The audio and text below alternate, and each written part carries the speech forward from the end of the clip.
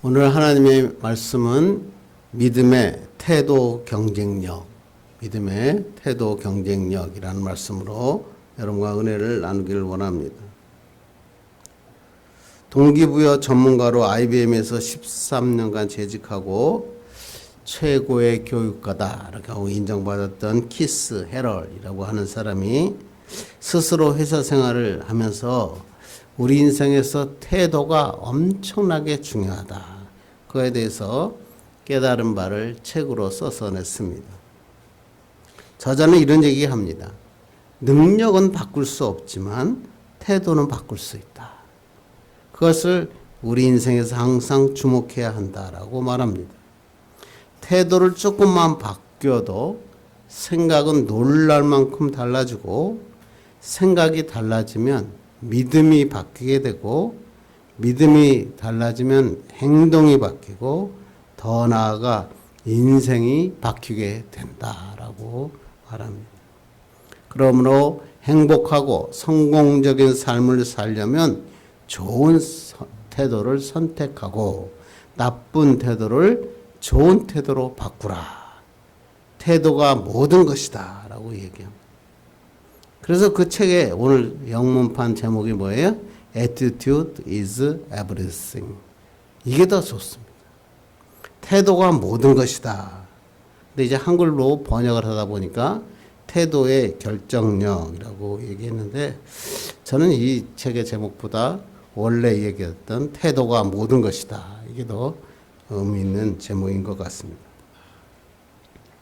이 책은 이런 얘기를 합니다. 평범한 사람을 비범한 성공의 길로 인도하는 지침서라고 얘기하면서, 당신은 아침에 눈을 뜨면서 멋진 아침인걸 이라고 외치는 사람인가? 아니면 억지로 몸을 일으켜 창밖을 바라보면서 또 아침이군 라고 한숨 짓는 사람인가? 라고 묻습니다. 평범한 사람을 성공의 길로 이끄는 것은 스스로 삶에 대한 긍정적인 태도를 가져라. 긍정적인 태도로 전환할 때 새로운 삶을 시작할 수 있다. 우리 인생에서 나에 대한 태도, 이웃에 대한 태도, 내가 하고 있는 일의 태도, 내가 처한 상황의 태도, 미래에 대한 태도, 이 태도가 내 인생을 결정짓는다라고 얘기하면서, 태도가 바로 인생의 핸들이다 이렇게 얘기합니다. 태도는 인생의 핸들과 같다는 것입니다. 어느 방향으로 핸들을 정하느냐, 거기에 따라서 인생이 달려갈 길이 달라진다는 것입니다. 그리고 소개하는 한 이야기가 있습니다. 한 나그네가 길을 가다가 마차를 만났습니다. 너무나 다리가 아파서 태워달라고 부탁했습니다. 마부가 기꺼이 그 사람을 태웠습니다. 나그네가 마부에게 물었습니다. 여기서 예루살렘까지 얼마나 걸립니까? 마부가 대답했습니다. 이 정도 속도면 아마 30분 정도 걸릴 것 같습니다. 나그네는 고맙다고 인사하고 그 피곤한 몸을 잠깐 눈을 붙였습니다. 그러다 눈을 깨보니까 30분 정도 지난 것입니다. 그래서 이 마부에게 이렇게 묻습니다. 예루살렘에 다 왔습니까? 그랬더니 마부가 말하기를 아닙니다. 여기서 1시간 거리에 있습니다. 깜짝 놀랐습니다. 아니 아까 30분 거리라고 얘기하지 않았습니까? 그 사이에 30분이 지났지 않습니까? 그때 마부가 말합니다. 이 마차는 반대편으로 가는 마차였습니다. 그래요? 우리 미래사회, 지식과 기술이 엔진 같은 역할을 하는 미래사회, 첨단사회라고 얘기합니다. 자동차, 정말 엔진이 발달하고 엄청나게 빠른 속도로 달리게 될 것입니다. 그런데 이러한 엔진보다 중요한 게 뭐예요? 핸들, 방향이라는 것입니다. 내 인생에도 마찬가지라는 거죠. 인생의 핸들이 중요하다는 거예요. 역량, 다 태어나는 사람마다 역량은 다 틀리게 태어납니다. 그러나 핸들을 바로 잡고 방향을 바로 잡으면 그의 인생은 성공한 인생으로 달려가는 것입니다. 그래서 태도가 바로 경쟁력이다. 그래서 정신의학과 칼 맥리거는 말하기를 태도 하나를 바꾸면 모든 것이 바뀐다라고 얘기했습니다. 그만큼 태도가 중요하다는 거예요. 사람과의 관계, 일의 관계, 미래에 대한 모든 관계가 태도에 의해서 결정되어진다라고 얘기합니다. 그래요. 이 책에서 얘기하는 거 마찬가지로 우리 성경을 보셔도 하나님께서는 이스라엘 백성의 태도를 바꾸기 위해서 광야에서 무조건 40년을 훈련을 시켰습니다. 어떤 훈련이죠? 하나님만 전적으로 의지하는 믿음을 갖기를 원하셨어요. 하나님만 전적으로 믿는 태도를 가져라. 그리고 무려 40년 동안 훈련시켰습니다. 또 아브라함을 하나님을 전폭적으로 신뢰하는 믿음의 태도를 갖기 위해서 아브라함에게 25년이라는 시간들이 필요했습니다. 다윗도 보십시오. 다윗도 하나님을 완전히 전적으로 믿는 태도를 갖게 하기 위해서 17년간의 세월을 훈련시켰다. 그렇게 성경은 기록하고 있다고 하는 것입니다. 믿음의 태도는 한순간에 만들어지는 것이 아니구나. 아무리 많은 기적을 경험하고 하나님과 함께 하심을 보아도 어려운 일을 만나고 큰 문제를 만나면 사람들의 태도는 부정적인 태도로 바뀌게 된다는 것입니다. 그래서 어떤 연구조사에 보니까 사람이 어려운 길을 만나면 무려 80%가 부정적인 말과 부정적인 태도를 취한다라고 연구조사에 발표되고 있습니다. 이스라엘 보니까 그래요. 애굽에서 10가지의 기적을 체험하고 홍해를 갈랐어요. 있을 수 없는 기적을 경험했죠. 쓴물이 단물이 되었어요. 만나와 메추라기가 하늘에서 막 떨어졌어요. 불기둥과 구름기둥이 막 달려 그들은 그것들을 체험한 사람입니다. 그렇게 무려 40년 동안이나 하나님의 이런 경험을, 이런 올라온 광야 경험을 했던 그들이 가데스 바냐에 와서 가나안 땅을 정탐한 후 정탐꾼 10명이 뭐라고 얘기합니까? 상대는 거인들이고 우리는 메뚜기입니다. 그러면서 하나님을 원망하고 불평하고 두려워했습니다. 결국 모세를 죽이려고 까지 했습니다. 이때 여호수아와 갈렙이 뭐라고 합니까? 바른 믿음의 태도를 취하죠. 하나님께서 함께 하시면 그들은 우리의 먹이라. 우리말로 우리의 밥이다. 이렇게 그들은 외쳤습니다. 구약만 그런 게 아니라 예수님의 제자들도 마찬가지입니다. 예수님께서 제자들을 부르시고 택하셔서 제자들로 삼으시고 많은 기적을 보여주셨습니다. 폭풍을 잠잠케 하셨죠. 12년 동안 혈루증을 앓아온 여인을 고쳐주셨죠. 중풍병자를 낫게 하셨어요. 심지어는 죽은 자를 살리는 기적을 그들은 체험하고 보았습니다. 그런데 이들이 이 제자들 앞에 문제가 닥치자 그들의 태도는 믿음의 태도가 아니라 부정적인 태도로 바뀌는 것입니다.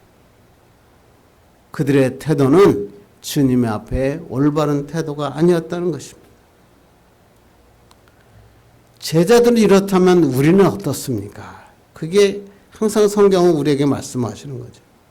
우리는 정말 어려운 일이 찾아와도 우리 앞에 해결할 수 없는 큰 문제가 닥쳐도 하나님만 믿고 하나님만 전적으로 의지하는 믿음의 태도 경쟁력을 가지고 있느냐.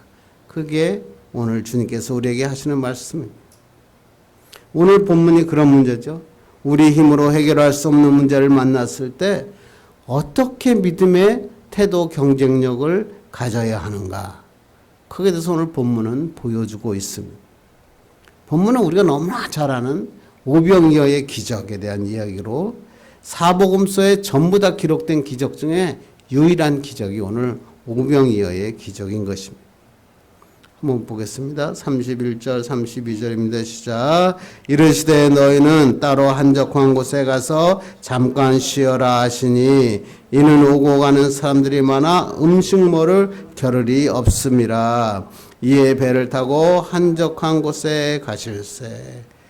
예수님께서 놀라운 이적을 일으키시고 제자들에게 보내서 능력을 주시니까 사람들이 막 몰려드는 거예요. 그래서 예수님께서 그들의 사도들의 보고를 다 들었어요.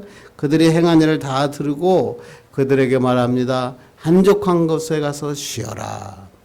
왜? 사람들이 너무나 막 몰려오고 그 소식을 들으니까 점점 몰려오니까 음식 먹을 시간도 없이 그들을 고치고 전하고 그랬던 그들이었습니다.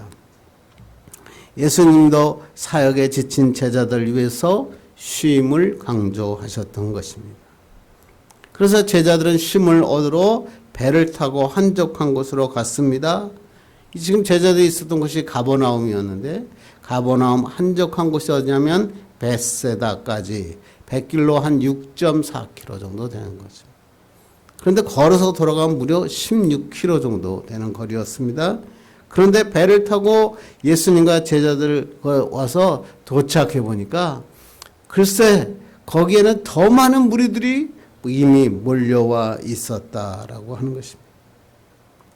34절 봅니다. 시작. 예수께서 나오사 큰 무리를 보시고 그 목자 없는 양 같음으로 인하여 불쌍히 여기사 이에 여러 가지로 가르치시더라. 쉼을 얻으러 지금 벳세다라고 가고 있는데 내려보니까 더 많은 사람들이 모여 있는 것입니다. 그런데 예수님은 그들을 어떻게 해요? 불쌍한 마음이 드셨다. 왜? 그들이 목자 없는 양 같았기 때문이다.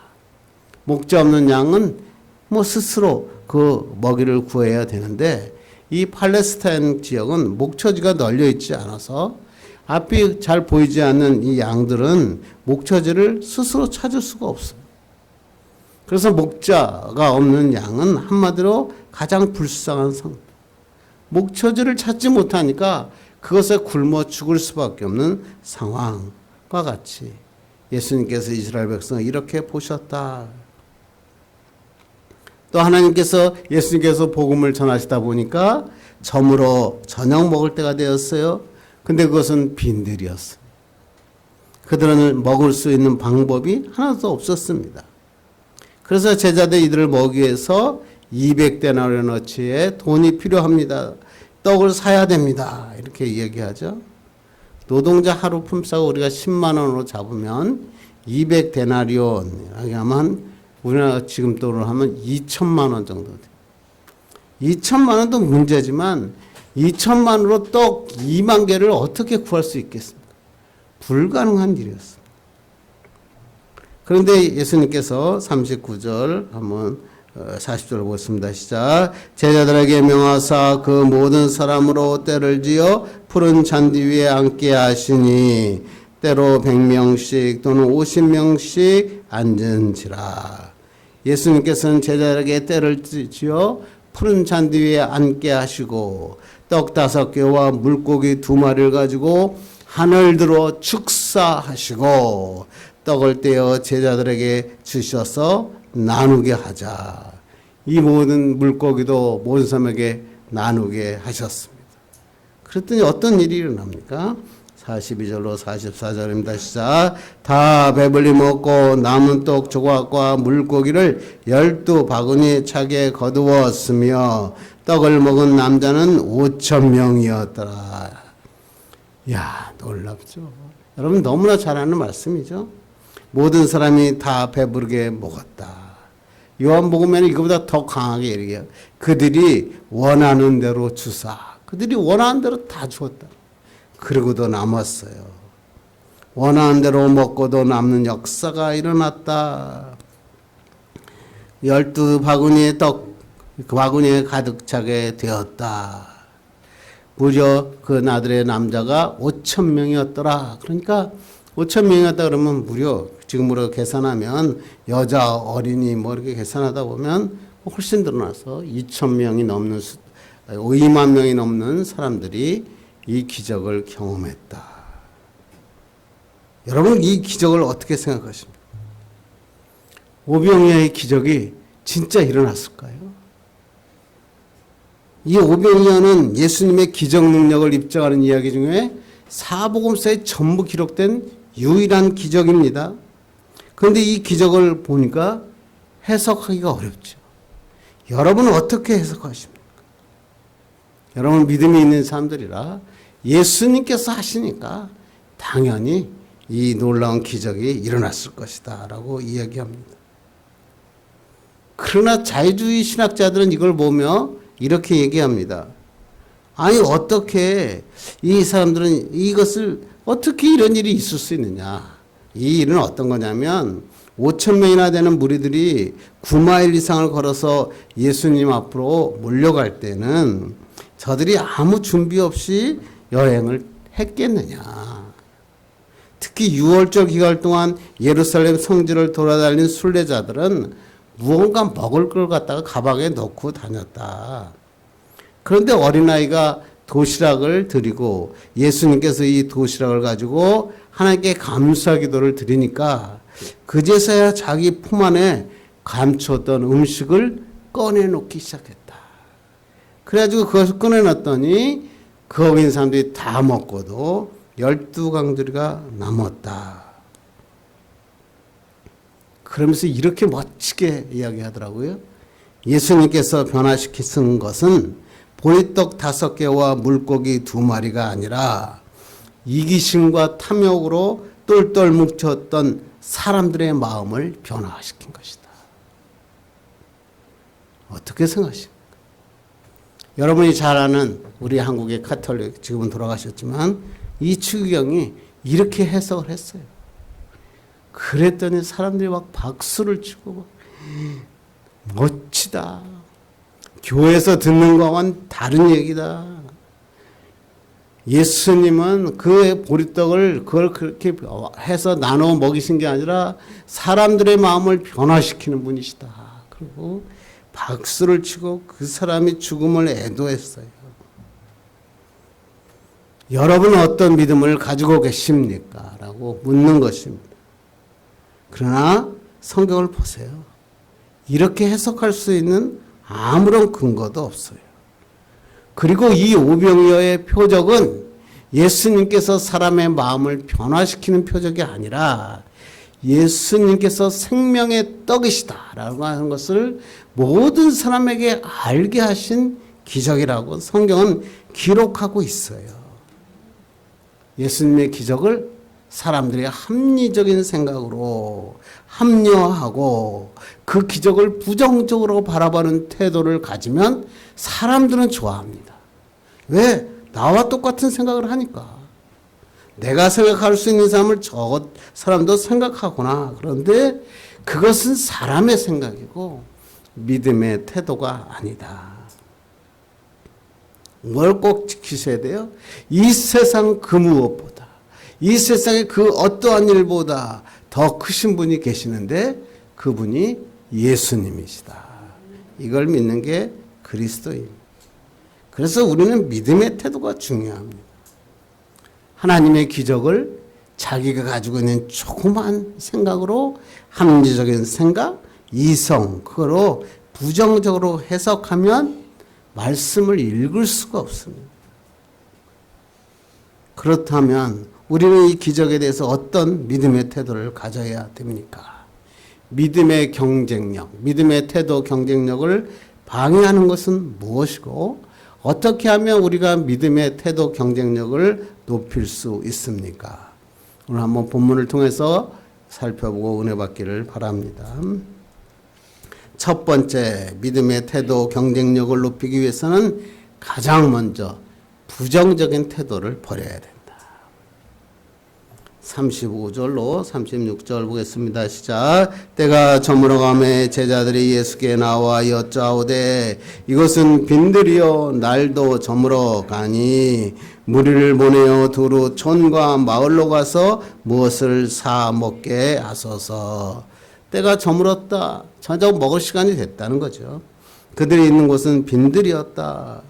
그래서 제자들은 그들을 두루 촌과 마을로 보내어 무엇을 사 먹게 하자. 합리적이죠. 굉장히 합리적인 제안을 합니다. 그들의 태도는 합리적인 태도였습니다. 가장 쉬운 방법이고 자기가 책임을 안 지는 그러한 태도였습니다. 그러나 이거는 실제로 불가능했습니다. 그 주위에는 이러한 많은 떡을 공급할 수 있는 마을도 없었고 촌도 없었기 때문입니다. 빈들이지 않습니까? 빈들에 가서 어디서 떡을 사고 떡을 구하겠습니까? 이들의 생각은 매우 합리적인 생각이고 자신들의 책임을 회피할 수, 자기의 부담을 없애는 그러한 태도였지만 믿음에 있어서는 부정적인 태도였다라고 하는 것입니다. 그런데 예수님께서 뭐라고 말씀하세요? 37절 봅니다. 시작. 대답하여 이르시되 너희가 먹을 것을 주라 하시니 여짜오되 우리가 가서 200데나리온의 떡을 사다 먹이리까? 그들이 합리적인 제안을 하니까 예수님께서는 완전히 반대 얘기를 하시죠. 너희가 먹을 것을 주라. 여기서 또 요한복음에서는 이 제자가 누구냐 하면 빌립이라고 하는 제자에게 하신 말씀으로 나옵니다. 빌립이 이렇게 얘기합니다. 아이 군중들이 먹으려면 200데나리온어치의 떡을 사야 됩니다. 무슨 생각이에요, 빌립은? 200데나리온 돈이 어디 있습니까? 그리고 만약 돈이 있더라도 그 떡을 어떻게 살 수 있습니까? 현실적이고 상식적인 해결책으로 보면 부정적인 생각을 하는 거예요. 안 됩니다. 이런 거죠. 근데 예수님한테 말을 할 때 이렇게 돌려서 얘기하는 거예요. 우리는 돈도 없고 떡을 구할 수도 없고 이런 것은 불가능합니다. 이렇게 빌립은 이야기했다는 것입니다. 이때 우리가 항상 놓치지 말아야 될 것은 뭐냐면 하나님의 역사는 인간의 생각을 초월한다. 그걸 믿는 거죠. 우리의 좁은 소견으로는 불가능해요. 그러나 이 놀라우신 하나님의 능력을 제한하면 안 된다는 거예요. 하나님의 역사는 믿음으로 받아들이면 기적이 일어납니다. 인간의 합리적인 생각을 가진 사람은 은혜와 축복을 경험하지 못해요. 그러니까 예수 믿어도 행복하지 못해요. 항상 불평과 불만이 튀어나오는 것입니다. 지금도 빌립처럼 아주 실용적이고 합리적인 원리에 입각해서 예수님을 따르는 것입니다. 모든 것을 자기가 계산하고 자기의 이성으로 판단하고 그에서 살아가고 신앙생활합니다. 그런데 여러분 정말 놓치지 마십시오. 중요한 것은 여러분의 계산에 예수님을 빼면 안 됩니다. 세상에서 내가 할 수 있는 일 그렇게 많죠. 저도 대학 졸업하고는 세상을 바꿀 줄 알았어요. 그런데 내가 세상을 바꿀 수 있는 건 아무것도 없더라고요. 내가 할 수 있는 건 적어요. 그런데 가능한 일이 있어요. 뭐? 하나님이 함께 하시면 가능하다. 오늘 그 말씀입니다. 그래서 스가랴 말씀 제가 좋아하는 말씀인데 한번 읽겠습니다. 시작. 만군의 여호와께서 말씀하시되 이는 힘으로 되지 아니하며 능력으로 되지 아니하고 오직 나의 영으로 되느니라. 우리 힘으로 안 돼요. 우리의 능력으로 안 돼요. 어떻게 하면? 오직 하나님께서 함께 하시면 가능하다. 자신의 생각이나 계산이 앞서면 믿음의 역사가 나타나지 않아요. 예수 믿고 신앙생활 하는데 항상 부정적이에요. 어디를 가도 부정적이고 교회를 가도 부정적이고 사회를 나가도 부정적이에요. 그러나 우리는 하나님은 능치 못하심이 없다. 이것을 믿는 믿음의 사람이 되어야 되는 것입니다. 이러한 믿음의 태도를 가지면 하나님의 기적을 경험할 수 있는 것입니다. 여러분이 너무 잘 아는 얘기 하나 할게요. 미국의 한 구두회사에서 2명으로 구성된 영업부를 남아프리카의 답사팀으로 보냈다 그러죠. 이 팀이 현지를 답사해 보니까 현지 사람들 아프리카에 보니까 전부 모두 다 맨발로 다니는 것이었습니다. 이 상황을 보고 두 사람이 보고를 했는데요. 전혀 다른 보고를 했다는 거 아닙니까? 한 사람은 부정적인 예측 보고를 합니다. 사람들이 모두 맨발로 살아가고 있는데 이 사람들에게 어떻게 신발을 팔 수 있습니까? 그렇죠. 생각해 보면 그렇지 않습니까? 전부 신발을 안 신고 맨발로 다니고 있는데 그들에게 어떻게 신발을 팔 수 있냐는 것이죠. 그런데 다른 한 사람은 반대의 그 예측 보고를 합니다. 이것 사는 사람 중에 신발을 신는 사람은 한 사람도 없습니다. 그런데 만약 이 사람이 신발을 신게 된다면 이 시장은 엄청난 시장이 될 것입니다. 결과적으로 이 회사는 어떻게 했을까요? 아프리카에 신발 공장을 만들어 진출하게 됩니다. 아프리카에 진출했고 결과적으로 엄청난 성과를 거두게 되었다. 똑같은 상황인데 부정적인 생각을 하는 사람은 생과 있고 긍정적인 생각을 하는 사람이 있다는 것입니다. 그러나 부정적인 생각을 하는 사람은 인생에서 실패합니다. 그러나 긍정적인 생각을 하는 사람은 성공할 수 있습니다. 특히 그리스도인이 할 수 있다라고 하는 말은 내가 할 수 있다 이런 뜻이 아니죠. 우리 그리스도인이 하는 말은 어때요? 하나님이 함께 하시면 할 수 있습니다. 이게 바로 믿음의 태도라고 하는 것입니다. 저는 이 이야기를 듣고 참 놀랐어요. 고래 중에서 가장 큰 고래가 흑등 고래라고 하는 고래라고 합니다. 이 고래는 엄청나게 크고요. 인간의 500배 물집을 가지고 있고 무게는 전보 트럭과 비슷해서 무려 40톤이나 되는 엄청난 고기. 그런데 이 한 마리의 흑등 고래가 하루 먹어야 하는 새우의 양이 얼마인 줄 아십니까? 2.5톤. 어떻게 이렇게 많은 이 흑등 고래가 먹어야 하는데 과연 이 흑등 고래를 누가 먹이시겠습니까? 여러분 먹일 수 있습니까? 근데 참으로 놀라운 일은 뭐죠?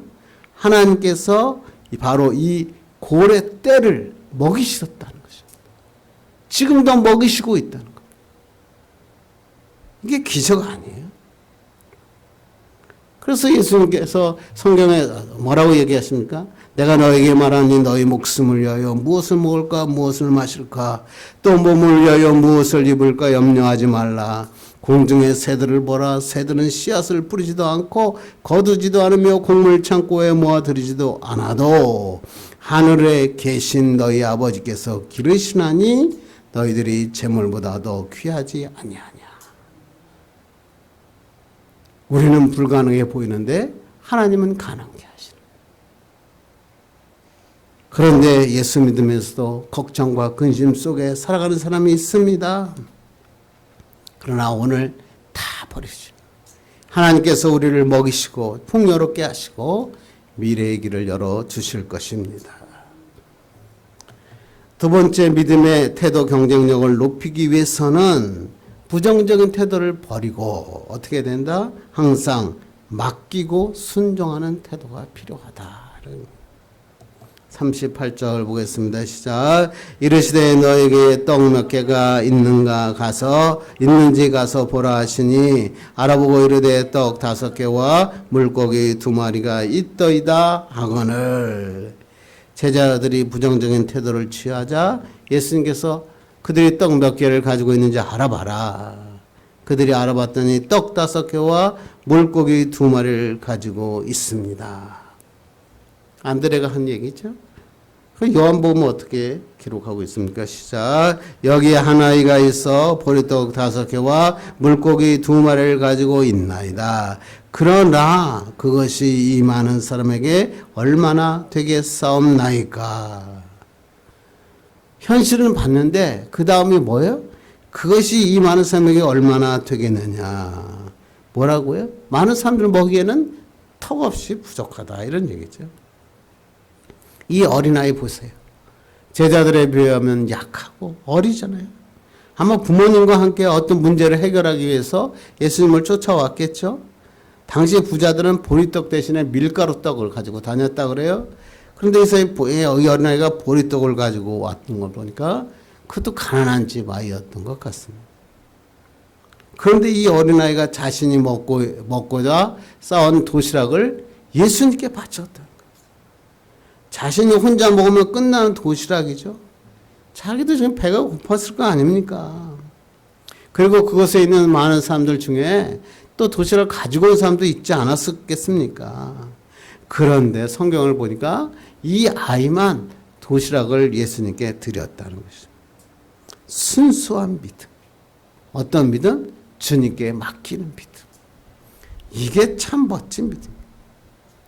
어린아이는 자신을 본 게 아니라 예수님께 시선을 바꾼 겁니다. 예수님께서 쓰시면 모세의 마른 막대기를 치었더니 홍해가 갈라졌어요. 아무런 힘이 없던 다윗의 물맷돌을 던졌더니 골리앗이 무너졌어요. 이게 하나님의 말씀 아닙니까? 41절 봅니다. 시작. 예수께서 떡 5개와 물고기 2마리를 가지사 하늘 우러러 축사하시고 떡을 떼어 제자들에게 주어 사람들에게 나누어 주게 하시고 또 물고기 2마리도 모든 사람에게 나누시매 떡 5개와 물고기 2마리를 하늘 우러러 축사하셨다. 하늘에 계신 하나님께 기도드렸다. 떡을 떼어 제자들에게 나누어 주도록 했다. 여기에 놀라운 기적이 있죠. 여러분, 이 말씀이 그냥 쉬운 말씀이에요. 제자들이 예수님의 말씀에 떡을 나누어 주는 거 굉장한 믿음이에요. 예수님께서 떡을 쪼개서 그 작은 떡을 그 제자들에게 주면서 그 떡으로 나누라. 그때 여러분은 어떻겠습니까? 이 조그만 손바닥보다도 작은 떡을 줬는데 이걸 나누려니까 예수님 보고 예수님 이 떡을 어떻게 나눕니까? 그렇게 물었나요? 안 물었어요. 제자들은 그 조그만 조각난 떡을 들고 사람들에게 나누어 주었어요. 순종이죠. 이런 순종이 굉장한 믿음인 것입니다.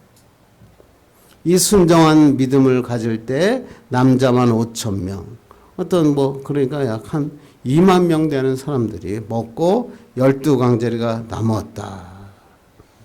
이 말씀이 무슨 말씀이에요? 마가복음 9장 23절 보겠습니다. 시작. 예수께서 이르시되 할 수 있거든이 무슨 말이냐? 믿는 자에게는 능히 하지 못할 일이 없느니라 하시니 믿음의 태도 경쟁력을 높였더니 믿음의 역사가 일어났다. 믿는 자에게는 능치 못함이 없다. 예수님은 우리의 배고픔을 채워주시는 생명의 떡입니다. 뿐만 아니라 우리의 인생의 우리의 영혼의 떡이십니다. 사람을 죽이는 헤롯의 잔치가 아니라 사람을 살리는 잔치를 주님은 베풀어 주십니다. 영적으로 우리를 구원시켜 주실 뿐만 아니라 육적으로 이 세상을 살아갈 때 풍요롭게 살게 하시는 분입니다. 우리 가운데 혹시 경제적으로 어렵고 힘든 사람이 있습니까? 인생의 큰 문제 앞에 있습니까? 영적인 문제 때문에 힘듭니까? 주님께 맡기십시오. 그리고 순종하십시오. 그러면 하나님께서 우리는 할 수 없지만 하나님은 하실 수 있습니다. 믿는 자에게 능치 못함입니다. 어떤 영국이 인도를 지배하고 있을 때 영국의 귀족이 영주에게 트럭을 하나 선물했다고 그럽니다. 트럭을 선물 받은 영주는 몹시 기뻤습니다. 그러다가 어느 날 귀족이 영주가 사는 곳을 방문하는데 깜짝 놀랐습니다. 왜냐하면 그 영주가 황소 4마리를 트럭의 앞에다가 끌게 하는 것이었습니다. 그리고 그는 트럭 위에서 앉아서 운전대를 잡고 황소가 땀을 뻘뻘 흘리면서 그 트럭을 끌고 다니는 것이었습니다. 그때 영국 신사가 이렇게 얘기합니다. 영주님, 이 트럭은 황소가 끌고 다니라고 준 것이 아닙니다. 이것의 엔진에 시동을 걸면 황소 수십 마리를 끌고 다닐 수 있는 힘이 나옵니다. 좀 내려오십시오. 내가 보여드리겠습니다. 그리고 영국 그 신사가 거기에서 시동을 걸었습니다. 그리고 황소를 다 태웠습니다. 그랬더니 황소를 다 태우고도 이 차가 막 달려가는 겁니다. 영주가 막 기뻐하면서 이렇게 얘기합니다. 세상에 이렇게 놀라운 수레가 있다니 그러면서 기뻐하며 박수를 쳤다는 것입니다. 무슨 얘기 같습니까? 신앙생활 하는데 이렇게 생활하는 사람들이 많이 있습니다.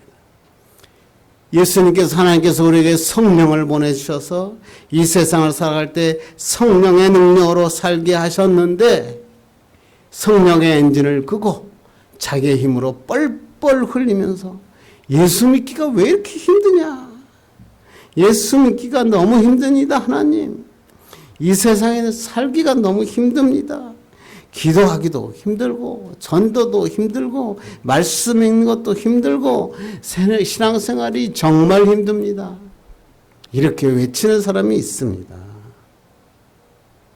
우리 인생 우리의 힘으로 끌고 가려면 힘듭니다. 그러나 이 세상의 성령의 엔진에 시동을 거셔야 됩니다. 그러면 역사가 일어납니다. 무거운 짐을 지고 달려갈 수 있습니다. 이제 말씀을 맺으려고 합니다. 기독교는 기적의 종교입니다. 기적은 믿음의 태도 경쟁력을 갖춘 자에게 일어납니다. 내게 능력 주시는 자 안에서 내가 모든 것을 할 수 있느니라. 이런 믿음의 태도를 가져야 하나님의 기적을 경험할 수 있습니다. 하나님의 능력을 주시면, 하나님의 지혜를 주시면, 하나님이 함께 하시면 못할 일이 없는 것입니다. 우리의 삶에도 이런 오병이어의 기적이 날마다 일어나기를 주님의 이름으로 축원합니다. 기도하겠습니다. 하나님 감사합니다. 오늘도 하나님께서